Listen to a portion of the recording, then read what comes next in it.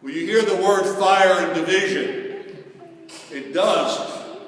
Does it sound like good news to you at all? Fire and division in our world? In fact, I thought being a follower of Jesus was about being nice to one another. What's all this Prince of Peace stuff? Being a Christian is not, however, business like usual. Same old, same old. Just about baptizing our ordinary way or our ordinary practices of daily life. You know, I'll let Jesus have this part of my life, but I'm not going to let Jesus have this part of my life. Or I'll let Jesus have this part of me at work, but not at home. He can have my late Saturday afternoon or Sunday morning, but he's not getting the rest of the week. So Jesus tells us it's a baptism in fire.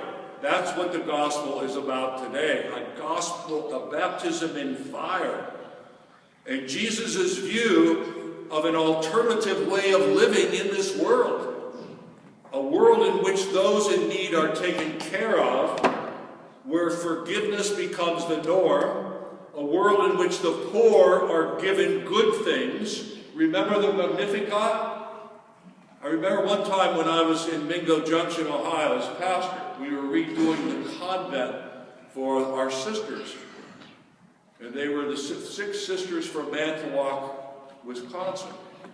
And I can remember, and I had a meeting with the parish, and I said, we're remodeling.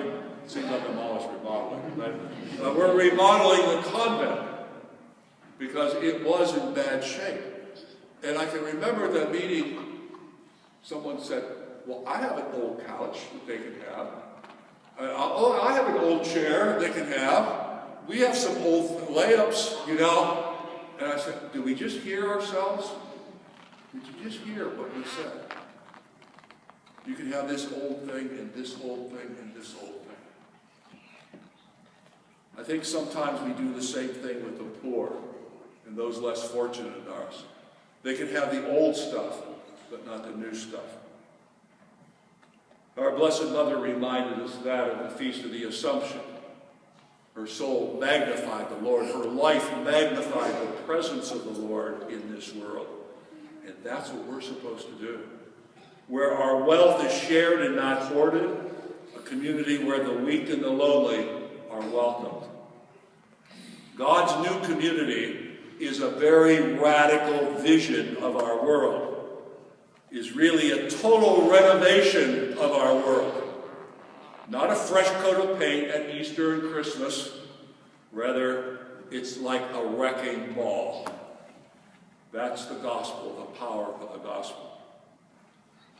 So Jesus takes away the sins of the world. God enters the human family, every one of your families, opens up the table, keeps adding a new leaf. Yeah, you sit down, you sit down, you sit down. And then we look sometimes and we'll say, you mean him? You mean him? You mean her? And Jesus says, anyone who shares my agenda is welcome at my table. Remember, his agenda is not ours. So are we faithful enough to Jesus' way of life to allow it to turn our value system upside down? Because that way of life calls us to an unconditional love. Listen to those words, unconditional. And so many times, all we understand is conditional love. I will love you if you love me. I will love you if you do this. Unconditional love. It disturbs. Unconditional love disturbs the way things are done. So Jesus may just disrupt and disturb your way of life and my way of life this week. God bless you.